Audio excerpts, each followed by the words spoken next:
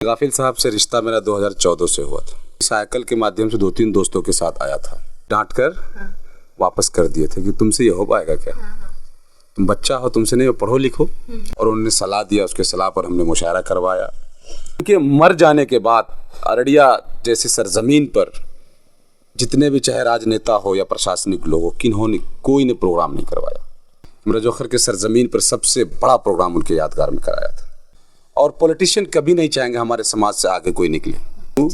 गाफिल साहब को जितने भी पॉलिटिशियन हैं उन्होंने अररिया में इस्तेमाल किया।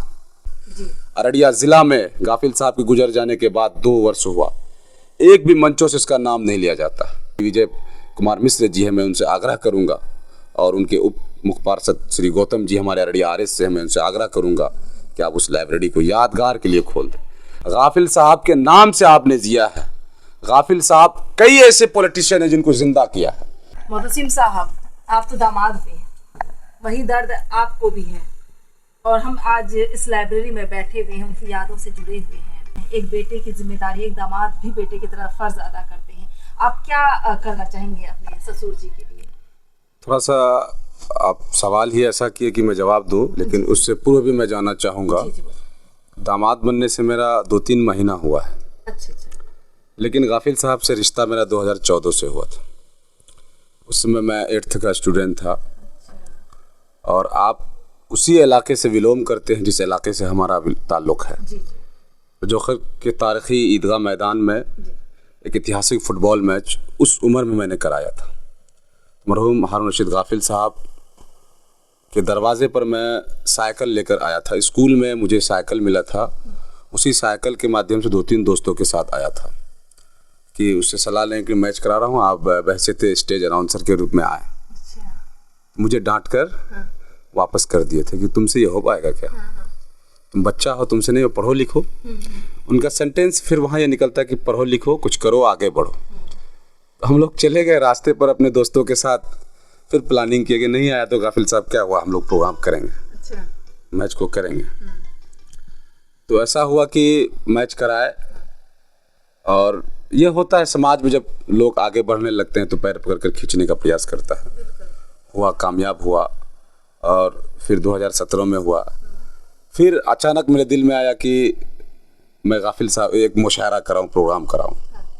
और गाफिल साहब से मिलने के लिए मैं आया।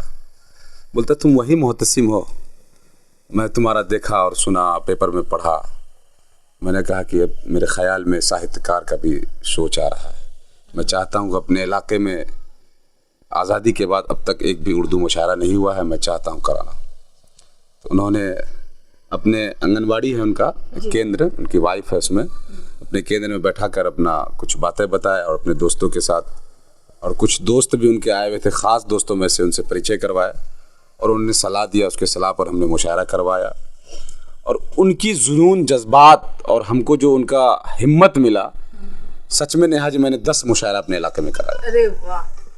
और मुशायरा के साथ साथ मेरी लगनता इतनी बढ़ती चली गई कि मैं राजनीतिक क्षेत्र में भी मैं उनको एक आइडियल और उस्ताद मानता था। उस्ताद थे आप। और उनके मर जाने के बाद अररिया जैसी सरजमीन पर जितने भी चाहे राजनेता हो या प्रशासनिक लोग हो, किन्होंने कोई ने प्रोग्राम नहीं करवाया। कभी नहीं करवाया। कोई ने उनके मतलब यादगार में कोई प्रोग्राम नहीं कराया। मेरे दिल में वो जज्बा था और वो मोहब्बत थी। मिर्ज़ा के सरजमीन पर सबसे बड़ा प्रोग्राम उनके यादगार में कराया था। उनके दोनों साहबजादे उस प्रोग्राम में शरीक हुए थे पूरे परिवार के साथ। यहाँ तक कि ऑल इंडिया का रूप मैंने दिया था उस प्रोग्राम में। और अल्लाह ने मुकद्दर में शायद क्या लिखा था, उसी प्रोग्राम से मेरे रिश्ता की बात हुई। और इस यहाँ पर आने के बाद परिवार से जब तालमेल होता है तो थोड़ा टाइम लगता है। हमारे बड़े साले साहब हैं, छोटे साले साहब हैं, 2 भाई 4 बहन से हैं, ये हमारी सास है। उन लोगों में थोड़ा सा आपसी तालमेल बनाने में थोड़ा टाइम लगेगा। जैसे अभी अमीनुर रशीद साहब घबरा गए थे कि मैं स्कूल बनाना चाहता हूँ, लेकिन मुझे उतना ये नहीं है, और वालिद साहब का अधूरा सपना रह गया। हम बड़े भाई मामून रशीद साहब से और अमीनुर रशीद साहब से, उनके बहुत ही चाहने वाले ऐसे गयारी की सरजमीन पर मौजूद हैं। हम उनसे आग्रह करेंगे कि आप आगे बढ़िए, हम आपके साथ खड़े हैं। चाहे वो, और आप ये भी बता रहे थे कि सरकारी फंड हो, इसमें सरकारी फंड की कोई ज़रूरत नहीं है। अपनों से ही हो जाएगा। कोई ज़रूरत नहीं सरकारी फंड की, हम प्राइवेट एफिलिएटेड खोलेंगे। हमारे साथ ऐसे बहुत ही ऐसे साहित्यकार है, पत्रकार है, बुद्धिजीवी है, सामाजिक कार्यकर्ता है। अच्छे लोगों को अच्छे लोग ही पहचानते हैं। बिल्कुल। और पॉलिटिशियन कभी नहीं चाहेंगे हमारे समाज से आगे कोई निकले। हर पॉलिटिशियन अच्छे लोगों को नीचे ही दाब कर रखते हैं। मैं सीधा सा बता दूं, गाफिल साहब को जितने भी पॉलिटिशियन हैं उन्होंने अररिया में इस्तेमाल किया मंच के माध्यम से। अगर इस्तेमाल नहीं करता, गाफिल साहब का जन्मदिन हो या मृत्यु दे हो, एक भी पोस्ट नहीं होता उनकी आईडी से। हम लोग जब करते हैं तो उनको देखकर अपना राजनीतिक रोटी सेकने के लिए वो अपना आईडी पर पोस्ट करते हैं। एक कोहिनूर को खोया। और मैं ये भी बता दूं, दामाद होने की हैसियत से नहीं, मैं उनको एक शागिर्द होने की हैसियत से, अररिया जिला में गाफिल साहब के गुजर जाने के बाद 2 वर्ष हुआ, एक भी मंचों से इसका नाम नहीं लिया जाता। जिस मंच पे गाफिल साहब अकेले हुआ करते थे स्टेज अनाउंसर के रूप में, उस मंच पे आज 2-3 लोग होते हैं और वो मंच नहीं शतरंज हो जाता है। मैं ये कहना चाहूँगा जिला प्रशासन से और अररिया के एमपी से, विधायक से, जिला परिषद अध्यक्ष से, आप गाफिल साहब के यादगार में जो कचहरी में एक लाइब्रेरी चला करता था, हंसराज प्रसाद सिंह उस समय अररिया नगर परिषद के चेयरमैन हुआ करते थे, उस समय गाफिल साहब को चाबी दिया करते थे उस लाइब्रेरी का देखभाल निरीक्षण करने के लिए। लेकिन आज वो भी लाइब्रेरी बंद है। नगर परिषद के मैं अध्यक्ष वर्तमान में जो अभी विजय कुमार मिश्र जी हैं, मैं उनसे आग्रह करूंगा और उनके उप मुख्य पार्षद श्री गौतम जी हमारे अररिया आरएस से, मैं उनसे आग्रह करूंगा कि आप उस लाइब्रेरी को यादगार के लिए खोल दें। गाफिल साहब के लिए मैं नहीं कहता हूँ कि आप बिल्डिंग बनाए, स्कूल बनाए या कोई बड़ा मकाम बनाए या कोई उसका स्मृति बना दे। मैं यही कहना चाहूँगा, गाफिल साहब का नाम को जिंदा रखें। गाफिल साहब के नाम से आपने जिया है। गाफिल साहब कई ऐसे पॉलिटिशियन हैं जिनको जिंदा किया है। गयारी की सरजमीन से पैदा होकर जी पूरे सीमांचल ही नहीं, पूरे बिहार में अपना नाम रोशन किया।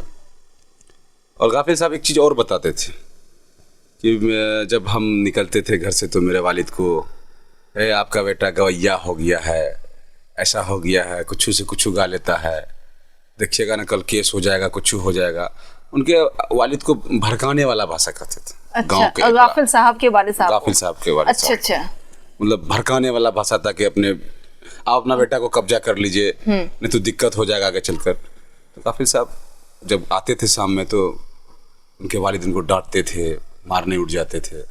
गाफिल साहब फिर प्रेम से वालिद को लेकर बैठते थे और समझाते थे कि अब्बा आप यकीन रखिए, हम कोई गलत रास्ते पर नहीं जाते हैं। तो फिर उनके वालिद मुतमईन होते थे। और मैं सबसे ज़्यादा बोलना तो नहीं चाहिए जी जी, लेकिन गैयारी के लोग, गैयारी के तमाम पढ़े लिखे लोग गाफिल साहब को समझ नहीं पाए। बिल्कुल। गाफिल साहब को उस दिन समझे जिस दिन गाफिल साहब को 28 नवंबर 2021 को शाम के 6 या 7 बजे ऐसे करीब में फेसबुक पे एक ट्रोल होने लगा काफ़ी। कोई कह रहे थे मर गए, कोई कह रहे थे अभी सांस बाकी है। 1-1.5 घंटा इसका काफ़ी ट्रोल हुआ। उस समय गयारी के लोगों का आँख खुला कि गाफिल कोई शख्सियत है जी। वरना यहाँ हारून रशीद कोई व्यक्ति है यही समझता था, उनकी शख्सियत नहीं समझ पाता। जब उनकी वफ़ात हो जाने के बाद लोगों का जो जमावड़ा शुरू हुआ यहाँ गयारी के सरजमीन पर, गयारी के रोटे पर, यहाँ से लेकर 0 माइल से लेकर गयारी की हर सड़कों पर, हर गली, हर चौक चौराहे पर जब भीड़ होने लगी जी। और जनाजा जब इनके जनाजा में हुआ, तारीखी जनाजा हुआ अररिया के सरजमीन पर, वैसा जनाजा हमने कभी नहीं देखा। और ये मैं नहीं कह रहा हूँ, यहाँ के उलमाए दीन है, मुफ्ती इकबाल साहब और मुफ्ती मुसव्विर साहब खुद जनाजा गाह के स्टेज से खड़े होकर ये कहा था कि ये गयारी के सरजमीन के लिए ऐतिहासिक जनाजा, तारीखी जनाजा है, ऐसा कभी नहीं हुआ है। और भविष्य में क्या होगा और फिर ये तो हम लोग नहीं बता पाएंगे। हमारी इतनी उम्र तक इनके जो साहबजादे, इनकी इतनी उम्र तक, और जो हमारे दोस्त हैं गयारी के, इनकी इतनी उम्र तक गयारी के लिए पहला जनाजा था जो कि इतनी भीड़ हुई थी। यहाँ तक जनाजा गाह भर जाने के बाद जो इस एतराफ़ के जितने दरवाजे थे, जगह थे, रोड थे, वहाँ पे लोग टोली बना बना कर खड़े थे जनाजा पढ़ने के लिए। और दूसरी बात ये भी बता देना, जनाजा पढ़ने वाले के अलावा भी हमारे गैर मुस्लिम भाई भी मौन कर रहे थे उनके मोहब्बत में खड़े होकर। कई मंत्रियां भी आए, कई विधायक भी आए, सांसद भी आए, पूर्व सांसद भी आए, जनाजा में शरीक हुए, चले गए। ये उनकी मोहब्बत थी। जी जी। लेकिन उनके बाद गाफिल साहब को कभी याद नहीं किया, उनके परिवार को कभी पूछने तक नहीं आया। मैं ज़्यादा कुछ नहीं कहना चाहूँगा, बस यही कहना चाहूँगा कि मैं उनके एक दामाद की हैसियत से उनके बेटे और बड़े बेटे जो अभी आपको बाइट दिए, उनके जो दोस्त सब हैं, हमारे जो दोस्त सब हैं जी, हम सभी मिलकर गाफिल साहब के अधूरे सपने को पूरा करेंगे। जो भी कम बेशी होगी हम पूरा करेंगे। और उनके वालिदा से अभी हम बात करेंगे, हम सभी दोस्त मिलकर। हम क्यों किसी को कहने जाएं कि गाफिल साहब के नाम से प्रोग्राम है, आप शरीक होइए। शरीक हुए, बिल्कुल। अगर गाफिल साहब जो भी कुछ अररिया के लिए किया है तो वो उनको उनके दिल में फिक्र होना चाहिए। गाफिल साहब का प्रोग्राम है, आप परिवार के लोग हैं, आप आमंत्रित हैं। मुझे आमंत्रित करना पड़ रहा है, ये बड़ी दुख की बात है। बिल्कुल, हम चाहते हैं उनके मिसाल को कायम रखने के लिए, उनको जिंदा रखने के लिए। मर जाने वाले लोग जिंदा नहीं रहते, अमर रहते हैं। उनको अमर रखने के लिए हम इनके तमाम जो उनके साहबजादान हैं उनसे गुजारिश करेंगे कि आप उनके नाम से गाफिल मेमोरियल स्कूल या ट्रस्ट के नाम से एक स्कूल बनाएं, लाइब्रेरी को कायम करें और हर हफ्ते उनके लाइब्रेरी में कोई एक नया गेस्ट आए, चाहे वो रिसर्च स्कॉलर हो, जर्नलिस्ट हो या पदाधिकारी हो या पॉलिटिशियन हो या सामाजिक कार्यकर्ता हो या कोई पत्रकार हो, हर एक न एक दिन आए, उनकी प्रकाशन करे और गाफिल को हमेशा अमर रखे। और गाफिल साहब का 28 नवंबर का जो मृत्यु हुआ है, अगर आप एक स्कूल कायम करते हैं तो उस मृत्यु डे के आधार पर ही उनका एनुअल फंक्शन होगा, वहीं से गाफिल साहब खुद जिंदा रहे, हर दिल में जिंदा रहेंगे। बहुत बड़े वादे किए और हम सब उम्मीद करते हैं, और सीमांचल की जनता से भी मैं आग्रह करूंगी कि आप सब एकजुट हो और उनके बेटे को हौसला दीजिए। हौसला अफजाई करना बहुत ही ज़रूरी है। एक परिवार जिस तरह से टूट जाता है उसके बाद वाकई बहुत तकलीफ होती है। जब आपके सर से एक छत छिन जाए तो कहीं ना कहीं तकलीफ ज़रूर होती है। आपने देखा कि छोटा बेटा है, लाडला प्यारा है, सबसे छोटे हैं, जिसकी वजह से वो दर्द फिर से तरोताज़ा हो गया है।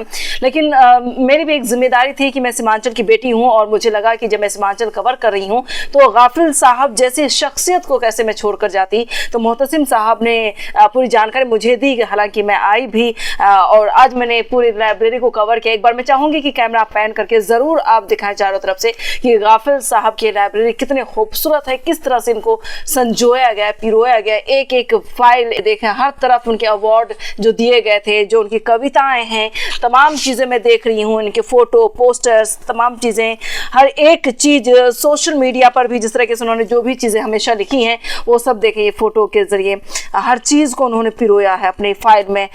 ये सारी चीजें उन्होंने रखी हैं, तमाम चीज़ें यादगार के तौर पर, ये सारी चीज़ें उनके नाम से हैं। कवि रत्न हारून रशीद गाफिल साहब, ये फ़ोटो आप देख रहे हैं, अलग अलग फ़ोटो है, ये अलग अलग तस्वीर हर जगह से उन्होंने ली हैं। वो सारी यादें जो है, ये देखें, बच्चे भी हैं इसमें, तो कहीं ना कहीं अपने आप को बखूबी इन्होंने पिरोया। और लेकिन अफसोस की बात ये है कि यहाँ के लोग, यहाँ समाज के लोग, जैसा कि मोहतसिम साहब ने कहा कि कोहिनूर को खो दिया, तब उनको पता चला कि गाफिल कोई शख्सियत थे और जो अब हमारे बीच नहीं रहे। लेकिन अब उनके लिए सोच कर और परेशान होकर भी ये हो सकता है कि आप सिर्फ अफसोस कर सकते हैं और आपको शर्म भी आएगी, तकलीफ भी होगी कि हमने एक कोहिनूर को खोया है। और सीमांचल में अगर देखा जाए तो फणेश्वर नाथ रेणु की ये धरती है, उस धरती पे एक तीसरी कसम के बाद चौथी कसम खाने वाला एक शख्सियत ऐसा पैदा हुआ जो अपने सपने बहुत कम उम्र में इस दुनिया से